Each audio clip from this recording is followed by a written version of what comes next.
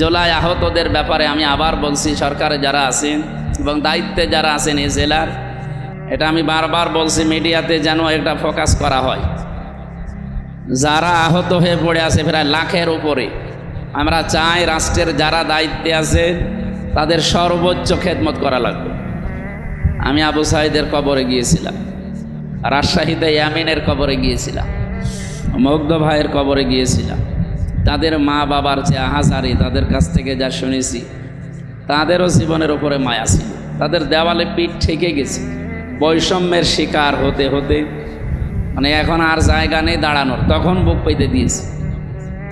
তা আমরাও তো এই অবস্থায় ছিলাম। আমি 3 বছর কারাগারে ছিলাম, আর আপনারা যারা বাইরে ছিলেন তারা ছিলেন একটু উন্মুক্ত কারাগারে, আর আমরা বদ্ধ কারাগারে ছিলাম। তা আমার মনে হয় যারা 36শে জুলাই জীবন দিয়েছে, এই মানুষগুলোকে আল্লাহ যেন শাহাদতের সর্বোচ্চ মাকাম দান করেন। আর আহত হয়ে যারা আমাদেরকে এই মুক্ত পরিবেশে কথা বলার মতো এই অবস্থান তৈরি করে দিয়ে গেলেন, এখনও যারা কাতরাচ্ছেন, আমার দাবি হবে রাষ্ট্রের যারা দায়িত্বে আছেন তাদের কারণে আপনারা চেয়ারে বসে আছেন। এই জন্যে সর্বোচ্চ তাদের দেখাশোনা এবং তাদের দায়িত্ব রাষ্ট্রকে নেওয়া লাগবে। এটা আমি বারবার বলছি মিডিয়াতে যেন এটা ফোকাস করা হয়। যারা আহত হয়ে পড়ে আছে প্রায় লাখের উপরে, আমরা চাই রাষ্ট্রের যারা দায়িত্বে আছে তাদের সর্বোচ্চ খেদমত করা লাগবে। তারা জীবন না দিলে, তারা আহত হয়ে আজ পড়ে না থাকলে, তারা চোখ হারা, হাত হারা, পা হারা, বিভিন্ন জিনিস তারা হারিয়েছে। নয়তো আপনারা যেখানে ছিলেন, আমরা যেখানে ছিলাম ওখানে থাকা লাগবে।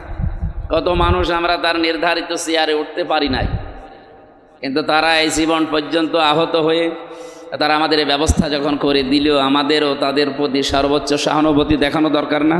জুলাই আহতদের ব্যাপারে আমি আবার বলছি, সরকারে যারা আছেন এবং দায়িত্বে যারা আছেন এই জেলার, ওই রকম যারা অসুস্থ আছে তাদের সর্বোচ্চ খোঁজ খবর রাখা দরকার। আমার নিজের, আমি আর কতটুকু, আমার পক্ষ থেকে আগস্টের 5 তারিখের বিকাল বেলা থেকে শুরু করি এ পর্যন্ত প্রায় আমার নিজের পক্ষ থেকে কয়েক জেলা মিলে প্রায় 7.5 লাখের উপরে আমি দিয়েছি। তা আমার মতো মানুষ যদি এইভাবে দিতে পারে, দেশে কত টাকার মালিক, যাদের টাকা ব্যাংকে ছাতা পড়ে যায়, তারাও যদি এগিয়ে আসেন, তারাও তো আপনারা বন্দি জীবনে ছিলেন। আমি একটু মুক্ত জীবনে এসে যদি এভাবে অন্তত শুকরিয়া আদায় করতে পারি, সবারই উচিত তাদের পাশে দাঁড়ানো। সম্মানিত উপস্থিতি, এই পর্যায়ে আজকে আমাদের প্রোগ্রামের প্রধান আলোচক আলোচনা রাখবেন।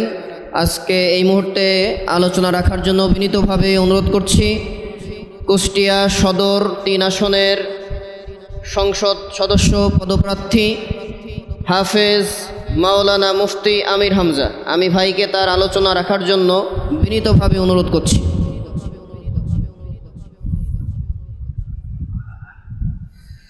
আসসালামু আলাইকুম। ফাউযু বিল্লাহি মিনাশ শাইতানির রাজিম। বিসমিল্লাহির রহমানির রহিম। ওয়ালিল্লাহি জুনুদুস সামাওয়াতি ওয়াল আরদি ওয়া কানা আল্লাহু আলিমান হাকিমা। সাদাকাল্লাহুল আযীম। আন আনাস রাদিয়াল্লাহু তাআলা আনহু ক্বাল ক্বালা আন-নাবিয়্যু সাল্লাল্লাহু আলাইহি ওয়াসাল্লাম আল কাজ্জিসু মান দানা নাফসাহু ওয়া আমিলা লিমা বা'দাল মাউতি ওয়াল আজিজু মান তাবা'a নাফসাহু হাওয়াহা ওয়া তামান্না আলাল্লাহ। রাহু তিরমিজি। জুলাই বিপ্লবে শহীদ এবং আহতদের স্মরণে আজকের এই মহতী অনুষ্ঠান। শ্রদ্ধাভাজন সভাপতি হাফেজ মাওলানা জুলফিকার আলী, বাংলাদেশ জামাত ইসলামী ওলামা বিভাগের কুষ্টিয়া জেলা শাখার সম্মানিত সভাপতি, এখানে উপস্থিত আছেন বাংলাদেশ জামাত ইসলামী কুষ্টিয়া জেলা শাখার সম্মানিত সেক্রেটারি অধ্যাপক সুজাউদ্দিন জোয়ারদার, উপস্থিত আছেন আলেমে দ্বীন শ্রদ্ধাভাজন বড় ভাই অধ্যক্ষ মাওলানা ইব্রাহিম খলিল মুজাহিদ, সদ্য আল্লাহর ঘর তাওয়াফ করে তিনি আমাদের মাঝে এসেছেন। হজ্জে মাবরুর আল্লাহ যেন তাকে নসিব করেন, বলেন আমিন। আমার আগে কথা বললেন বাংলাদেশ জামাত ইসলামী সহকারী সেক্রেটারি কুষ্টিয়া জেলা শাখা অধ্যাপক মাজহারুল হক মমিন, সম্মানিত সঞ্চালক মাওলানা আল আমিন হোসাইন, উপস্থিত আছেন ওলামা বিভাগের কুষ্টিয়া জেলা শাখার সেক্রেটারি মাওলানা ইয়াসির আরাফাত জিহাদি, মাওলানা আব্দুল আলিম সহ নাম না জানা সম্মানিত ব্যক্তিবর্গ, সামনে যারা বসে আছে, আজকের অনুষ্ঠানের আপনারাই প্রাণ, আপনারাই প্রধান আকর্ষণ। আপনারা কয়জন না আসলে আমরা এই মেহমান কয়জন এসে কি করতাম? সুতরাং আপনারা আজকের আয়োজনের প্রাণ এবং মূল আকর্ষণ। সবাইকে নিয়ে আমরা শুকরিয়া জানাচ্ছি আল্লাহর দরবারে। মেয়েরা আছে নাকি পেছনে? আমরা মাজহার ভাইয়ের কণ্ঠে শুনছিলাম, আসলে একটা সাহায্যের দরকার ছিল আল্লাহর পক্ষ থেকে। আমরা যে আয়াত পড়লাম সূরা ফাতিহা থেকে, ওয়ালিল্লাহি জুনুদুস সামাওয়াতি ওয়াল আরদ, আসমান জমিনে আল্লাহর সৈন্য আল্লাহ রাব্বুল আলামিন ছড়িয়ে ছিটিয়ে রেখেছে। তার দু একটা নামের বর্ণনা আল্লাহ দিলেন যে ওয়াকান আল্লাহু আলিমান হাকিমা, তিনি প্রজ্ঞাময় এবং জ্ঞানী। ওনার যে জ্ঞান, ওনার যে প্রজ্ঞা, কিভাবে উনি ব্যবহার করবেন। সাহায্য চাইতে চাইতে মানুষ যখন একেবারে সর্বশেষ সীমানায় পৌঁছিয়ে গেছে, এমনকি জীবন পর্যন্ত দেওয়া আরম্ভ করেছে, তখন দেখেছেন আপনারা আল্লাহর বিভিন্ন সৃষ্টি আল্লাহর দ্বীনের মানবতার সাহায্যের জন্য এগিয়ে এসেছে। এগুলো আল্লাহর সৈনিক বলা যায়। যারা এই যে জীবন দিয়ে গেল, তাদেরও কিন্তু জীবনের মায়া ছিল। আমরা যেমন জীবনকে ভালোবাসি, তারা জীবনকে ভালোবাসতো না। আমি আবু সাঈদের কবরে গিয়েছিলাম, রাজশাহীতে ইয়ামিনের কবরে গিয়েছিলাম, মুগ্ধ ভাইয়ের কবরে গিয়েছিলাম। তাদের মা বাবার যে আহাজারি, তাদের কাছ থেকে যা শুনেছি, তাদেরও জীবনের ওপরে মায়া ছিল। তাদের দেওয়ালে পিঠ ঠেকে গেছে বৈষম্যের শিকার হতে হতে, মানে এখন আর জায়গা নেই দাঁড়ানোর, তখন বুক পেতে দিয়েছে। তা আমরাও তো এই অবস্থায় ছিলাম। আমি 3 বছর কারাগারে ছিলাম, আর আপনারা যারা বাইরে ছিলেন তারা ছিলেন একটু উন্মুক্ত কারাগারে, আর আমরা বদ্ধ কারাগারে ছিলাম। আজকে সদর হাসপাতালে একটু দেখার করার জন্য গিয়েছিলাম, একজন মারা গেছে, একটা রোগী আজকে। সাংবাদিকরা ওখানে একটু ঝামেলা লাগিয়েছে, মনে হয় ওনাদের আত্মীয় স্বজন হতে পারে। সেখানে যিনি নতুন এসেছে এমডি হিসাবে, এখন ওনার বাড়ি হচ্ছে চট্টগ্রামের, নতুন তো এখনও বুঝে উঠতে পারি নাই, ভেবা চাকা খেয়ে গেছি। দেখছি এসে আমারও বলছে আমি আপনাকে ভালোবাসি, একটু থানাটা কন্ট্রোল করেন, খুব ঝামেলায় আছে।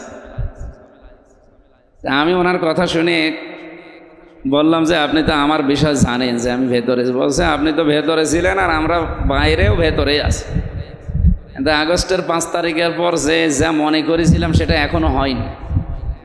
তো ওনারা জীবন দিল 2732 জনের উপরে সরকারি, আরও অনেক বেশি আছে। এ শুধু জীবনে আগস্টের 5 তারিখেই দিয়েছে তা না, এই জুলাই আগস্ট 36-এ জীবন দিয়েছে তা না। এর আগে আপনি সেই 9 সাল থেকে আরম্ভ করে দেখেন, বিনা কারণে এরকম বহু জীবন গেছে। বিশেষ করে এই যে লঘি বৈঠা নিয়ে যা আরম্ভ করেছিল 28 অক্টোবর 2006 সালে, তাই না? এটাকে মানুষ এই আচরণ মানুষের সাথে করতে পারে? যারা এগুলো করেছিল তারা অনেকেই আমি জেলখানায় দেখেছি। এরা নিজেরা এখন অনেকে আফসোস করে যে না, ওরা একটা বাংলায় গালি দেয়, ওটা আমি বলতে পারলাম না, মানে ওদের নাম ধরে যে এদের কথা শুনে এই কাজ করা ঠিক হয়নি। আমার কুষ্টিয়ার কৃতি সন্তান বীর শহীদ আবরার ফাহাদ, এই ছেলেটাকে যারা মেরে ফেলেছিল, শহীদ করে দিয়েছে, তারা প্রায় 14, 15, 20 জনের উপরে। তো 14 জনই ছিল আমার সাথে। কোরআন শরীফ পড়াতাম মাঝে মাঝে, বলতাম জীবন সম্পর্কে এখন কি মনে হয়। তখন ওই যে যারা ওই উস্কানি দিয়েছে, যাদের ফাঁদে পা দিয়ে এই কাজগুলো করেছি, তারা গালি দিত, এমন গালি দিত, একটু তো আর ওই গালি তো আর বলা যাচ্ছে না মিডিয়ার সামনে, এইরকম উল্টাপাল্টা গালি দিত। তা আমরা যেন আর 2006 সালের 28 অক্টোবর এই বাংলাদেশে আর কোনো দিন ওই চিত্র আমাদের দেখতে না হয়। 2013 সালের 13ই এপ্রিল, 5 এপ্রিল যা ঘটনা হয়েছিল বাংলাদেশে এবং প্রশাসনের, বিশেষ করে আর্মিদের উপরে যা আরম্ভ হয়েছিল, এই সমস্ত ঘটনা আর যেন এই দেশে কেউ ঘটাতে না পারে, সেই জন্য এই মানুষগুলো জীবন দিয়ে গেছে। মানবতার জন্য জীবন দিলেও সেই মানুষগুলোকে শহীদের মর্যাদা দেওয়া হয়। আমরা জানি শাহাদতের সর্বোচ্চ মর্যাদা হচ্ছে আল্লাহর দিন কায়েমের জন্য ময়দানে জীবন দেওয়া, যুদ্ধের ময়দানে, জিহাদের ময়দানে। এরপরে কিছু কিছু ক্ষেত্র আছে। আজকে যে রোগীটা মারা গেল হাসপাতালে চিকিৎসাধীন অবস্থায়, এটাও শাহাদতের মর্যাদা পাবে। আমাদের মাওলানা এনামুল হক শাফি রহমতুল্লাহ আলাইহি, উনিও চিকিৎসাধীন অবস্থায় বিছানায় থাকা অবস্থায় মারা গেছে। ওনাকেও আল্লাহ যেন শাহাদতের মর্যাদা দান করেন। এরকম যারা চিকিৎসাধীন অবস্থায় মারা যায়, যারা এই গাছ থেকে, পাহাড় থেকে, অথবা দেওয়াল চাপা পড়ে, পানিতে ডুবে, অ্যাক্সিডেন্টে, এভাবে যারা মারা যায়, এদের শাহাদতের মর্যাদা দেওয়া হয়। এমনকি যারা মানবতার জন্যে জীবনটা দিয়ে দেয়, এদেরকেও শাহাদতের মর্যাদা দেওয়া হয় যদি ঈমান থাকে। আর এদের মর্যাদা আল্লাহ এত বেশি দিয়েছেন, শহীদ এ শব্দটা শুনতে যত সহজ মনে হয়, এত সহজ শব্দ না, অনেক দামি শব্দ। শহীদ যদি কেউ হয়, ওয়ালিয়ালাম আল্লাহুল্লাযীনা আমানু ওয়া ইয়াত্তাখিযা মিনকুম শুহাদা আল্লাহু লা ইউহিব্বুজ জালিমিন। তোমাদের ভেতরে যাকে তাকে আমি শাহাদতের মর্যাদা দেই না। যার ঈমান আছে এবং যার জীবন যৌবন আমি আল্লাহর কাছে পছন্দ হয়, এই রকম মানুষকে আমি আল্লাহ শাহাদতের মরণ দিয়ে ধন্য করি। ওকে তো সাধারণভাবেই মরণ দিতে পারতাম, সাধারণভাবে মরণ না দিয়ে ওকে আমি শাহাদতের মরণ দিয়ে ওর জীবনটা আমি ধন্য করে দিই। তা আমার মনে হয় যারা ৩৬শে জুলাই জীবন দিয়েছে, এই মানুষগুলোকে আল্লাহ যেন শাহাদতের সর্বোচ্চ মাকাম দান করে।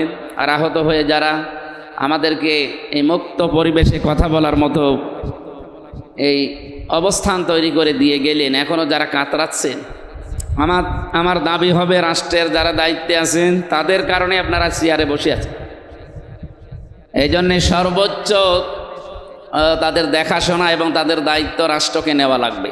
এটা আমি বারবার বলছি, মিডিয়াতে যেন এটা ফোকাস করা হয়। যারা আহত হয়ে পড়ে আছে প্রায় লাখের উপরে, আমরা চাই রাষ্ট্রের যারা দায়িত্বে আছে তাদের সর্বোচ্চ খেদমত করা লাগবে। তারা জীবন না দিলে, তারা আহত হয়ে আজ পড়ে না থাকলে, তারা চোখ হারা, হাত হারা, পা হারা, বিভিন্ন জিনিস তারা হারিয়েছে। নয়তো আপনারা যেখানে ছিলেন, আমরা যেখানে ছিলাম ওখানে থাকা লাগবে। কত মানুষ আমরা তার নির্ধারিত চেয়ারে উঠতে পারি নাই, কিন্তু তারা এই জীবন পর্যন্ত আহত হয়ে তারা আমাদের এই ব্যবস্থা যখন করে দিল, আমাদেরও তাদের প্রতি সর্বোচ্চ সহানুভূতি দেখানো দরকার না? সংস্কার নিয়ে কিছু কথা বলতে আমাকে জানিয়েছে। সংস্কার নিয়ে চারিদিকে যে আলোচনা চলছে, এটা কোরআনের শব্দ, ইউযাক্কিহিম, আপনাকে পবিত্রকরণ করা লাগবে। তার মানে বাংলা অর্থ এটা সংস্করণ। নবীদেরকে আল্লাহ যে 4 দফা কর্মসূচি দিয়েছিলেন, তার 3 নম্বরে এটা ছিল, ওয়াল্লাযী বাআসা ফিল উম্মিয়িনা রাসূলাম মিনহুম ইয়াতলু আলাইহিম আয়াতিহি ওয়া ইউযাক্কিহিম। 2 নম্বরে ছিল এটা, ওয়া ইউআল্লিমুহুমুল কিতাবা ওয়াল হিকমা। 4 জায়গায় কোরআনে আল্লাহ আয়াতটা দিয়েছেন, একটু শব্দ কম বেশি করে, সিরিয়াল একটু কম বেশি করে, কিন্তু বিষয়টা একই। এজন্য সংস্কার না করলে, এই যে যিনি মানে কয়েকদিন আগে ধরা পড়েছে, কি জানো নাম, হাবিবুল আওয়াল, সাবেক সিসি, উনি রিমান্ডে, অলরেডি রিমান্ডে নেওয়াও লাগে নাই, আদালতে সরাসরি বলেই ফেলেছে যদি দেশের সংস্কার না হয় কাঙ্ক্ষিত মানের, 1000 বছরেও নির্বাচন যেরকম ছিল এরকমই হবে। সত্য কথা যেহেতু বলে ফেলেছি, লোকটাকে ধন্যবাদ। এই জন্য আমরা আহ্বান জানাচ্ছি তার কথার উপরে ভিত্তি করে, এই দেশে সংস্কার না করে নির্বাচন দিলে এখনো যারা ঘাপটি মেরে আছে এরা কিন্তু আবার ফস করে উঠবে। এরা তো সেই মানুষগুলো যারা এই 15 বছরে জালেমদেরকে টিকিয়ে রেখেছিল। আপনি একেবারে সর্বোচ্চ জায়গা থেকে নিচ পর্যন্ত একটু খেয়াল করে দেখেন, এই 1628 জন মানুষ তারাই আছে। হয়তো চেয়ার পাল্টিয়েছে, এখান থেকে পাল্টিয়ে ঝিনাইদা, ঝিনাইদা থেকে কালীগঞ্জে, কালীগঞ্জ থেকে সাতক্ষীরা, তাছাড়া মানুষ তো একই আছে। এই জন্য দরকার এদেরকে, যারা প্রকাশ্য জালেমদের সহযোগী ছিল আর নিজেরা জালেম ছিল, এদেরকে পোড়াটা সংস্কারের মাধ্যমে ওই জায়গা ত্যাগ করে ওই জায়গায় যারা এতদিন বৈষম্যের শিকার ছিল ওই মানুষগুলোকে বসানো। যার যে যোগ্যতা আছে ওই জায়গায় তাকে নিয়ে যান। বিশেষ করে আল্লাহ ভেরো মানুষগুলো নিয়ে গেলে আমরা দেখতে পাচ্ছি অতীতের ইতিহাস পর্যালোচনা করলে যে দেশটা দাঁড়িয়ে যায়। এর বাস্তব উদাহরণ মাওলানা মতিয়ার রহমান নিজামী, শহীদ আলী হাসান মোহাম্মদ মুজাহিদ রহমতুল্লাহ আলাইহি, ওনারা যেই দায়িত্বগুলো পালন করেছিলেন, আল্লাহর ভয় থাকলে যে জায়গা দুর্নীতিমুক্ত করা যায়। কয়েকদিন আগে এই যে কুষ্টিয়ার সোগার মিলে এসপি সাহেব, আমাদের ডিসি সাহেব উঠে গেছিল সবাইকে, রাজনৈতিক দলের বিভিন্ন লোকজন যাওয়ার পরে ওখানে আমাদের বিরোধী দলে যারা আছে, যারা আমাদের নাম শুনলে আগে গালি দেয়, আমি নাম নিলাম না, উনিও পর্যন্ত, যদিও মাওলানা মতিউর রহমান নিজামী ওনার নাম বলতে পারে না, ওই হয়তো ভাঙ্গা ভাঙ্গা কণ্ঠে বলে, প্রথমটা বলে, মাঝেরটা বাদ দেয়, শেষেরটা বলে, এইভাবে বলছে উনি যেদিন মন্ত্রী ছিলেন ততদিন এই মিলে লাভ হয়েছে 3 বছর। সেই 1965 সাল থেকে শুরু করে এই 25 সাল পর্যন্ত শুধু 3 বার লাভ হয়েছে, যে 3 বছর মাওলানা নিজামী রহমতুল্লাহ আলাইহি মন্ত্রী ছিলেন। তাছাড়া আজ পর্যন্ত লাভ হয়নি। একটা মানুষ শুধু দায়িত্ব সততার সাথে পালন করে যদি এই জায়গাটায় লাভ বের করে নিয়ে আসতে পারে, প্রায় 50 বছরের উপরে, 50 কেন তারও বেশি, তাহলে আমাদের যে জায়গাগুলো এখন আছে এই সব জায়গাতে আল্লাহওয়ালা আল্লাহ ভীরু মানুষগুলোকে যদি পাঠানো যায়, আমার মনে হয় বাংলাদেশটা মালয়েশিয়ার মতো দাঁড়িয়ে যাবে ইনশাআল্লাহ। আমার আজকে ফ্লাইট আছে, আমি মালয়েশিয়া যাচ্ছি। ওই দেশটা উনি 2004 সাল থেকে দাঁড়িয়ে গেছে। আমাদের চাইতেও খারাপ ছিল ওরা শুধু পাহাড় পাথর আর ওই যে পাম গাছ, তাছাড়া আর কিচ্ছু নেই। পাহাড় পাথর আর পাম গাছ ছাড়া আমি তো পুরা বাংলাদেশের চাইতে প্রায় 5 ডবল বড় পুরাটা ঘুরেছি। আমি 10 দিন ছিলাম একাধারে। এই জিনিস ছাড়া কিছু নেই, অথচ বিশ্বের ভেতরে যদি আপনি 20টা দেশ এক জায়গায় করেন তাদের নাম চলে আসে। সিঙ্গাপুরও দাঁড়িয়ে গেছে 2004 সালের পর থেকে, অথচ তারা মাছ বিক্রি করে খাইত। চারিদিকে ওদের সাগর, যে মাছ বিক্রি করে খায়, আমাদের বাংলা ভাষায় কি বলে যেন, জাইলে। ওরা জাইলে, ওই জাইলে থেকে আজকে কোথায় চলে গেছে? 10টা দেশ ধরেন, সিঙ্গাপুর তার ভেতরে উন্নয়নের দিক থেকে একটা, এত কড়াকড়ি ওই দেশে, ওরে বাবারে। আমি গাড়িতে একটা চিপসের প্যাকেটের বাচ্চা ছিল, সিঙ্গাপুরের এই মাথা থেকে ওই মাথা মাত্র 42 কিলোমিটার, এই 30-35 মিনিট সময় লাগে। এই যাবার সময় একটা প্যাকেট এই চিপস খাওয়া শেষ, ও মনে হয় আনমনা হয়ে, ও দেশের ছেলেই, বাংলাদেশে বাড়ি, ওখানে বড় হচ্ছে, ও আনমনা হয়ে প্যাকেটটা ফেলে দিয়েছে। কোন জায়গায় যে সিসি ক্যামেরা ছিল, হঠাৎ করে পুলিশ এসে ওরে নামিয়ে দিল। আমি এবং যারা দায়িত্বে ছিল আমাদের কথা মাথা এত বললাম না, শেষ পর্যন্ত মামলা দিয়ে দিল। অপরিষ্কার অপরিচ্ছন্ন পরিবেশ তৈরি করার জন্য মামলা। আর ওই দেশের 1 টাকায় মনে হয় বাংলাদেশের 235 না কত টাকা, হ্যাঁ,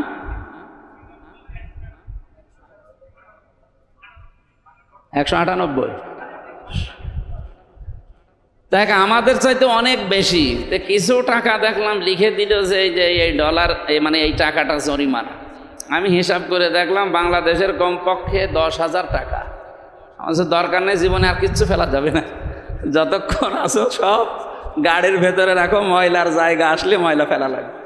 তো ওই জায়গায় প্রায় 15-20 মিনিট বার্গেনিং করার পরে আমাদের দেশটাও দাঁড়িয়ে যেতে, শুধু খাদ্যে ভেজাল আর এই পরিষ্কার পরিচ্ছন্ন, এই 2টা বিষয় যদি আমরা কন্ট্রোল করতে পারতাম, আমরাও দাঁড়িয়ে যেতে পারতাম।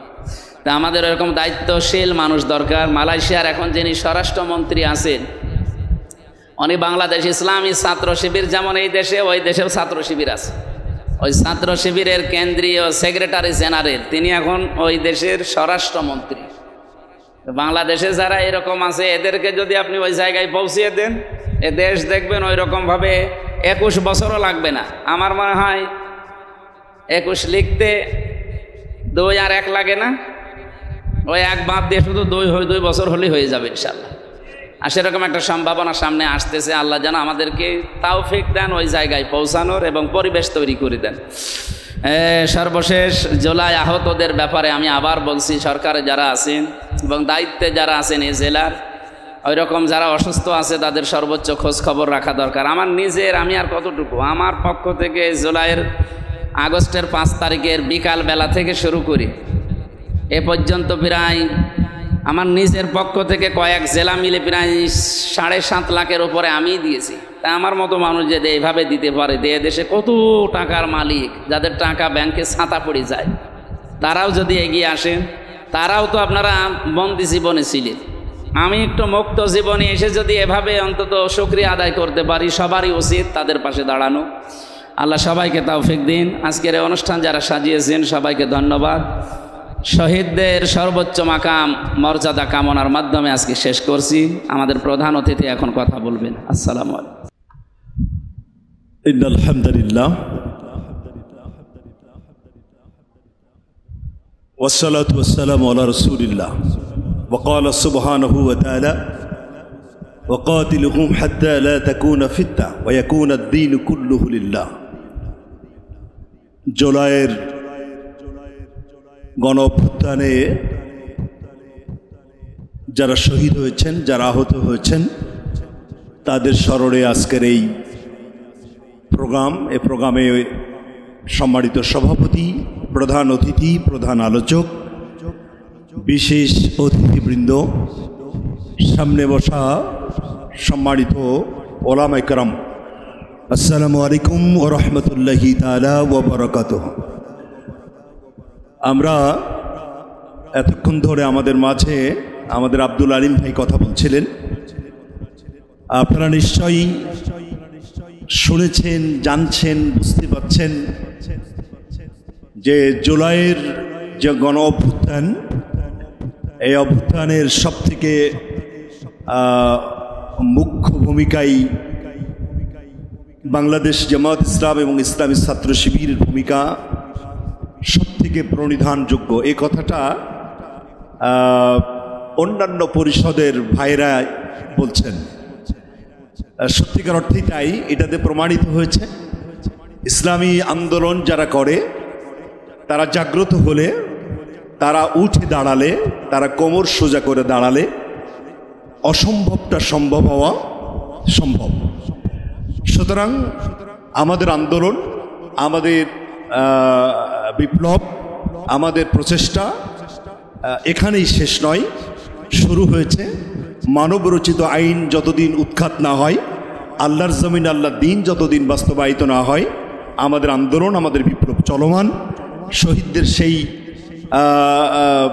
শহীদদের প্রতি আমরা সে শ্রদ্ধা, ভালোবাসা এবং তাদের রুহের আত্মার শান্তি কামনা করে সকলের অগ্রযাত্রা আরও শক্তিশালী হোক, আরও এগিয়ে চলুক, ইসলামী আন্দোলন বাংলাদেশে কার্যকর হোক, ইসলামী সমাজ ব্যবস্থা কায়েম হোক, এই আশাবাদ ব্যক্ত করে সকলকে অভিনন্দন জানিয়ে কথা শেষ করছি। আসসালামু আলাইকুম ওয়া রাহমাতুল্লাহি তাআলা ওয়া বারাকাতুহু।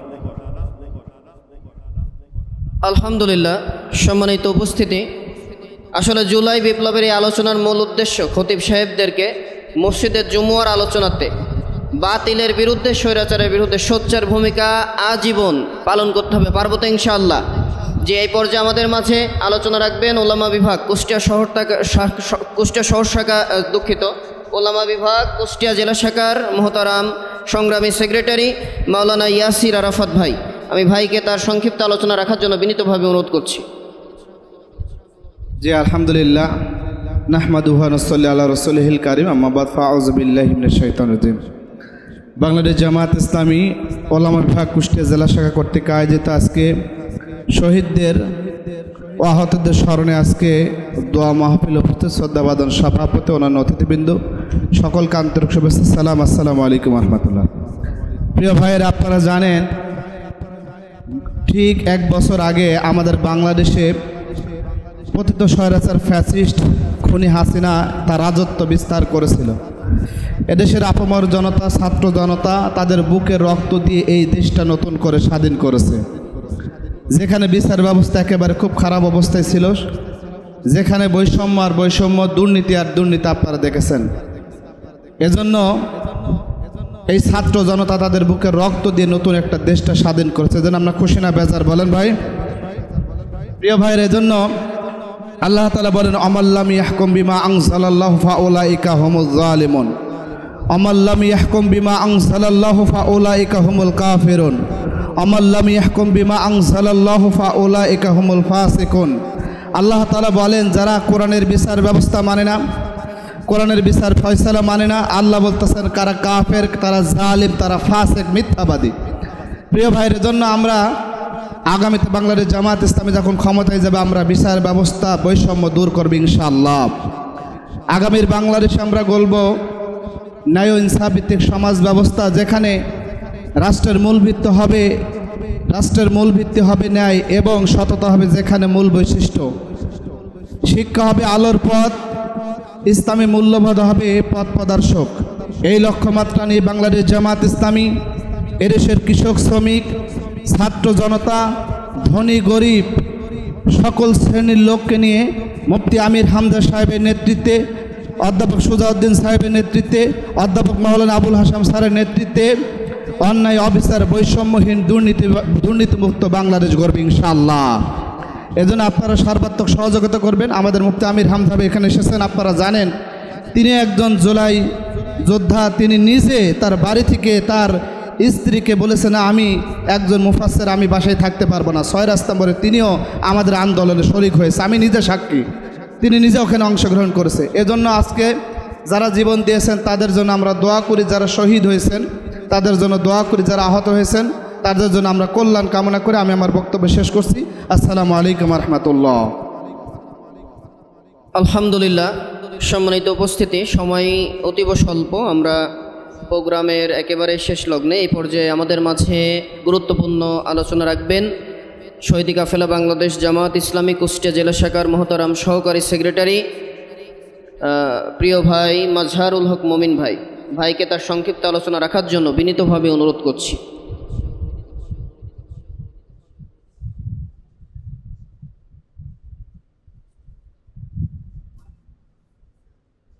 আউযুবিল্লাহি মিনাশ শাইতানির রাজিম। বিসমিল্লাহির রহমানির রহিম। বাংলাদেশ জামাত ইসলামী ওলামা বিভাগ কর্তৃক আয়োজিত আজকের এই জুলাই বিপ্লবের শহীদ ও আহতদের স্মরণে আলোচনা সভা দেওয়া অনুষ্ঠানের সম্মানিত সভাপতি, সম্মানিত প্রধান অতিথি অধ্যাপক সুজাউদ্দিন জোয়াদ্দার, সম্মানিত প্রধান আলোচক হাফেজ মাওলানা মুফতি আমির হামজা ভাই, আর উপস্থিত আছেন ওলামা বিভাগের সম্মানিত সভাপতি হাফেজ মোহাম্মদ জুলফিকার আলী সহ অন্যান্য নেতৃবৃন্দ এবং উপস্থিত ভাইরা, আসসালামু আলাইকুম রহমতুল্লাহ। 5 আগস্টের এই ঘটনাটি আমার কাছে বারবার ওই আয়াতটির কথাই বারবার মনে পড়ে, যে যখন এদেশের সাধারণ জনতা কোনো একটি জায়গায় নিষ্কৃতি পায়নি, কোরআনের আয়াতের সাথে তাল মিলিয়ে আল্লাহর কাছে বলেছিল, ইয়া মাবুদ, আমাদের এই জুলুমের জালিম সরকারের হাত থেকে আমাদেরকে বাঁচাও। নারী এবং শিশুরা আল্লাহর কাছে ফরিয়াদ করে তার হাত থেকে মুক্তির জন্য আল্লাহর কাছে ফরিয়াদ করছে।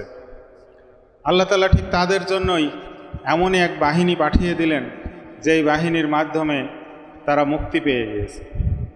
আজকের এই জালিমের জুলুমের হাত থেকে আমরা আজকে মুক্ত। সেই ছোট্ট ছোট্ট শিশুরা যারা আজকে ইট পাটকেল হাতে নিয়ে রাস্তায় নেমে আজকে তাদের বিরুদ্ধে তাদের সাথে যুদ্ধ করেছে, সেই ফ্যাসিস্ট সরকারকে তারা বিতাড়িত করেছে, আজকে আমরা তারই সুবিধা ভোগ করছি। আজকে ওপেন যেভাবে আমরা কথা বলছি, আজকে ইসলামের কথাগুলো বলতে পাচ্ছি, ইতিপূর্বে আমাদের সেই সুযোগটা কেড়ে নেওয়া হয়েছে। আজকে তাদের স্মরণ করতেই হয় যে যারা কষ্ট করে, ত্যাগ স্বীকার করে, জীবনের মায়া ছেড়ে দিয়ে কিভাবে আবু সাইদের মতন দুটি হাত তরতাজা বুকটা পেতে দিয়ে তারা গুলিকে বরণ করে নিয়েছে। আমাদের মনে হয় এই রকম সাহস না থাকলে, এরকম শক্তি, চিন্তা কাজ না করলে হয়তো বা এরকম ফ্যাসিস্ট সরকারকে বিতাড়িত করতে হতো না। আমার মনে আছে আমরা যখন ওই দিনকে ওপেন আমাদের যাওয়া রাজনৈতিকভাবে যখন নিষিদ্ধ ছিল, তখন আমরা চারিপাশ থেকে কিভাবে এই আন্দোলনটাকে বেগবান করা যায় আমরা চারিদিক থেকে সার্বিকভাবে সহযোগিতা করেছি। আমরা প্রত্যেকেই বিভিন্নভাবে সরঞ্জাম পৌঁছে দিয়েছি, তাদেরকে মাইক পৌঁছে দিয়েছি, তাদেরকে যানবাহন দিয়েছি, তাদেরকে খাবার দিয়েছি, পানি দিয়েছি, বিভিন্নভাবে সহযোগিতা করে তাদের এই যুদ্ধে আজকে আমরা জয়ের পথে পৌঁছে গিয়েছি। উপস্থিতি আমরা সেই সকল আহতদের স্মরণ করতে চাই, তাদেরকে আল্লাহ মাগফিরাত, যারা মৃত্যুবরণ করেছে মাগফিরাত কামনা করছি। যারা আহত হয়েছে, সরকার তাদের দায়িত্ব নিয়েছে, জামাত ইসলাম তাদের দায়িত্ব নিয়েছে, অবশ্যই আমরা তাদের সবসময় পাশে দাঁড়াবো এবং তারাই আজকে দেশের বীর সৈনিক হিসেবে তাদেরকে মর্যাদা দিয়ে আমরা তাদেরকে সামনে এগিয়ে নিয়ে যাব। সকলের জন্য দোয়া কামনা করে আমার কথা শেষ করছি। আসসালামু আলাইকুম ওয়া রাহমাতুল্লাহি ওয়া বারাকাতুহু।